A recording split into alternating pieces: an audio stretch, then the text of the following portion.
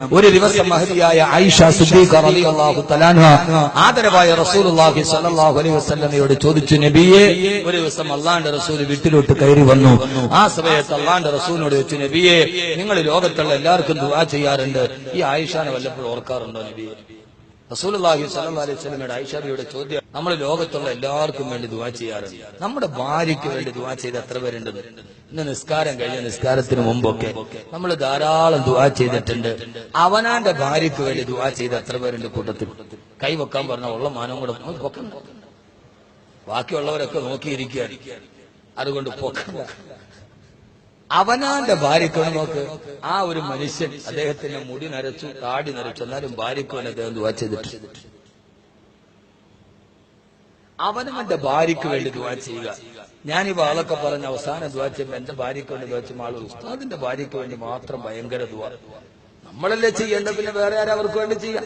എന്റെ ഭാര്യയ്ക്ക് വേണ്ടി ഷഫീഖ് വലി ദുആ ചെയ്യും, ഷഫീഖ് വലിയുടെ ഭാര്യയ്ക്ക് വേണ്ടി എനിക്ക് ദുആ ചെയ്യാൻ പറ്റുമോ? ഇർഷാദ് വലിയുടെ ഭാര്യയ്ക്ക് വേണ്ടി ഞാനാണ് ദുആ ചെയ്യുക.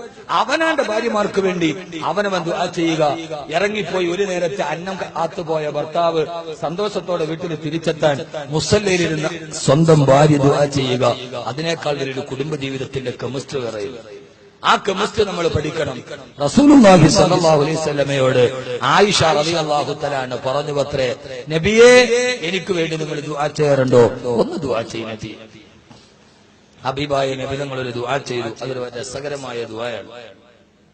മുത്തുനബിയുടെ ജീവിതം ഒരു വല്ലാത്ത ഒരു രസകരമായ ദുആ ചെയ്തു. എന്താ ദുആ എന്നറിയോ നബിയേ? യാ റസൂലല്ലാഹ്, അങ്ങ് ദുആ ചെയ്തപ്പോൾ ആകാശത്തിൽ നിന്നും മഴ പോലും വർഷിപ്പിച്ചിട്ടുണ്ടല്ലോ നബിയേ. അങ്ങയെ കാട്ടി കുടിലിരിക്കുന്ന പാവപ്പെട്ട ആയിഷയ്ക്ക് വേണ്ടി അങ്ങ് ദുആ ചെയ്യുമോ യാ റസൂലല്ലാഹ്? ഇത് പറഞ്ഞു തരേണ്ട താമസം ഹബീബായ നബി സല്ലല്ലാഹു അലൈഹി വസല്ലമ ആകാശത്തേക്ക് കൈകളിയെത്തിയിട്ട് ദുആ ചെയ്തു, അല്ലാഹുവേ, അല്ലാഹുമ്മ ഗഫിർ ആയിഷ മാ തഖദ്ദമതു വമാ തഅഖറതു വമാ അഅലൻതു വമാ അസ്റർതു. അല്ലാഹുവേ, എന്റെ പ്രിയപ്പെട്ട ആയിഷയ്ക്ക് നീ പുറത്തു കൊടുക്കണേ അല്ലാഹ്. മാ തഖദ്ദമതു, ഇതിനു മുമ്പും അവൾ എന്നോട് പല കാര്യങ്ങളും ചെയ്തിട്ടുണ്ട്. ഇനി അവളുടെ സ്വഭാവം വെച്ച് ഇനി അവൾ ഇതേപോലെ പലരും എന്നോട് ചെയ്യാനുമുണ്ട്.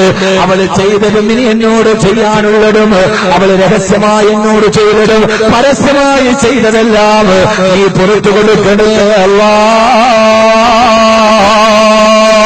ഹബീബായ നബി തങ്ങളുടെ രസകരമായ ദുആയാണ്. പെണ്ണല്ലേ, ഇപ്പൊ ദുആ ചെയ്താലും അവളുടെ സ്വഭാവം വെച്ച് വീണ്ടും അവൾ പലതും എന്നോട് ചെയ്യാനിരിക്കുന്നുണ്ട്. ചെയ്തതും ചെയ്യാനിരിക്കുന്നതെല്ലാം എന്റെ പാവപ്പെട്ട ആയിഷയ്ക്ക് നീ പുറത്തു കൊടുക്കണേ അല്ലാഹ്. ഇത് കേട്ട ആയിഷ റളിയല്ലാഹു തആല ഈ ദുആ കേട്ട് പൊട്ടിച്ചിരിക്കാണ്ടിറങ്ങി. ചിരിച്ച് ചിരിച്ച് ആയിഷ റളിയല്ലാഹു തആല അവിടെ ഇരുന്നുകൊണ്ട് പൊട്ടിച്ചിരിക്കുകയാ.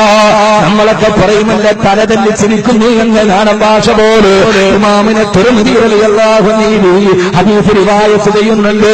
മഹാനായ അബൂ ഈസ തിരുമതി റളിയല്ലാഹു തആല രേഖപ്പെടുത്തുകയാ, തന്റെ പ്രിയപ്പെട്ട ഭർത്താവ് തനിക്ക് വേണ്ടി ചെയ്ത ദുആ കേട്ട് ആ ആയിഷ റളിയല്ലാഹു തആല ചിരിച്ച് ചിരിച്ച് അവസാനം തലതല്ലി ചിരിച്ച് ഹത്താ സകതത് റഅസുഹാ ഫീ ഹുജ്രി നബിയിൽ മുസ്തഫ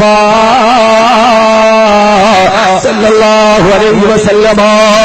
ആയിഷ റളിയല്ലാഹു തആലയുടെ തല പോയി ഹബീബായ നബിയുടെ മടിത്തട്ടിലിരിക്കുന്നത് വരെ ആ മടിയിലെ പോലെ ചിരിച്ച് ചിരിച്ച് ചിരിച്ച് തളർന്ന് തന്റെ തല അല്ലാഹുവിന്റെ റസൂലിന്റെ മടിയിൽ ചേർത്ത് വെച്ച് കിടന്നുപോയി. ആയിഷ റളിയല്ലാഹു തആലയുടെ ചിരി കണ്ടപ്പോ ഹബീബായ റസൂലുള്ളാഹി സ്വല്ലല്ലാഹു അലൈഹി വസല്ലം ചോദിച്ചു അത്രേ, ആയിഷ അയസുറുകി ദുആരി, അയസുറുകി ദുആയി, എന്റെ ദുആ നിന്നെ ഇത്രയേറെ സന്തോഷിപ്പിച്ചു ആയിഷ, ഇത്രയേറെ സന്തോഷിപ്പിച്ചു ആയിഷ.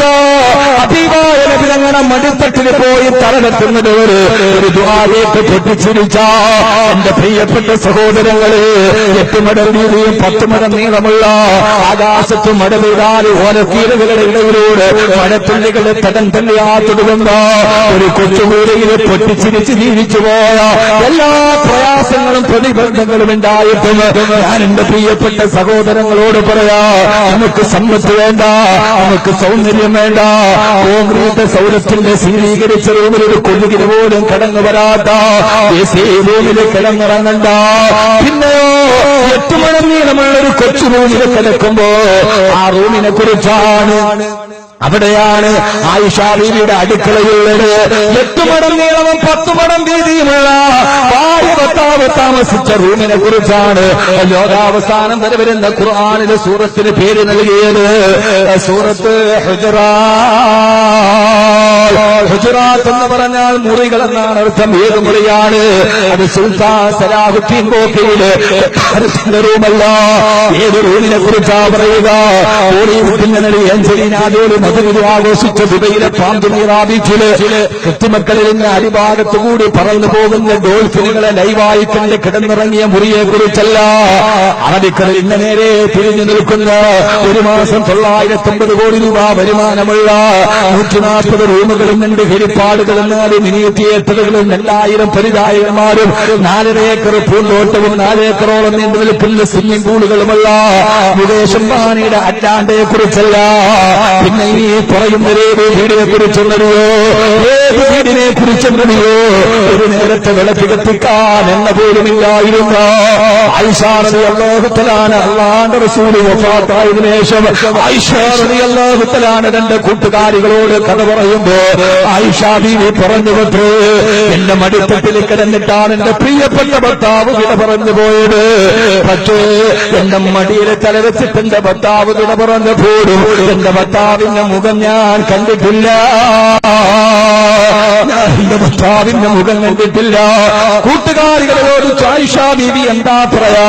വഫാത്താകുന്നതിന് തൊട്ട് മുമ്പ് നിങ്ങളുടെ ഭർത്താവ് നിങ്ങളുടെ മടിയിൽ കിടക്കുമ്പോ റസൂലുള്ളാഹിയുടെ ഇടത്തെ കവിളിലേക്ക് നിങ്ങളുടെ വലത്തെ കൈ വെച്ചിട്ട് നിങ്ങളുടെ പള്ളയോട് ചേർത്ത് വെച്ചിട്ട് പല്ല് വരെ നിങ്ങൾ തേച്ചു കൊടുത്തതല്ലേ? ഒരു കൊച്ചുകുട്ടിയെ പോലെ ഭർത്താവിനെ ചേർത്ത് വെച്ച് പല്ല് തേച്ചു കൊടുത്തിട്ടില്ലേ വഫാത്തായത്? എന്നിട്ട് നിങ്ങളുടെ ഭർത്താവിന്റെ മുഖം കണ്ടില്ലെന്നോ? അതിശയോക്തികലത്തുന്ന ഈ വാക്ക് കേട്ടപ്പോ പൊട്ടിക്കരന്നുകൊണ്ട് ആയിഷാ റളിയല്ലാഹു തആല പറഞ്ഞ വാക്ക് ഞാൻ എന്റെ പ്രിയപ്പെട്ട സഹോദരങ്ങളോട് പങ്കുവെക്കുകയാ. ആയിഷാ റളിയല്ലാഹു തആല പറഞ്ഞു, അല്ലാഹുവിന്റെ റസൂൽ എന്റെ പ്രിയപ്പെട്ട ഭർത്താവിന്റെ മടിയിൽ കിടന്ന് വിട പറയുമ്പോ ആ സമയത്ത് നിങ്ങളുടെ വീട്ടിൽ വിളക്ക് കത്തിക്കാനുള്ള എണ്ണയുണ്ടായിരുന്നില്ല. വിളക്ക് കത്തിക്കാനുള്ള എണ്ണയില്ലാത്ത കാരണത്താൽ വീട്ടിൽ കൂരിട്ടായിരുന്നു. എന്റെ ഭർത്താവ് മരിക്കുന്ന സമയത്ത് പോലും എണ്ണ കത്തിക്കാനുള്ള വിളക്ക് കത്തിക്കാനുള്ള എണ്ണയില്ലാത്തതിനാൽ മരിക്കുന്ന സമയത്തിന്റെ ഭർത്താവിന്റെ മുഖം പോലും എനിക്ക് കാണാൻ കഴിയുന്നില്ലെന്ന് ഭാര്യയുടെ രേഖക്കുറിപ്പിൽ രേഖപ്പെടുത്തിയ ഒരു കുടുംബ ജീവിതത്തിന്റെ കഥയാണ് പറയുന്നത്. ഈ പത്നിയുടെ ഇടയിൽ കിടക്കുമ്പോഴും ആയിഷാ ബീവി പ്രവാചകൻ എന്ന ഭർത്താവിന്റെ മടിയിൽ തലവെച്ച് പൊട്ടിക്കരച്ചെന്ന് ആയിഷാ ബീവിക്കറിയാ. പരിതാപങ്ങളും പരിമിതികളും പരിവേദനങ്ങളും പരിതാപനങ്ങളും പരിവിരങ്ങിക്കുമ്പോഴും പാടിലെ പരമസുഖമല്ല, പരലോകത്തിന്റെ പരമാനന്ദമാണ് പരിഗണനീയമെന്ന് കരുതി പാതിരാത്രി പടച്ചറപ്പിനോട് പതിനെ പോലെ പൊട്ടിക്കരഞ്ഞു പോയ ബഹുമാനപ്പെട്ട സയ്യിദത്തുനാ ആയിഷാ റളിയല്ലാഹു തആല അൻഹാ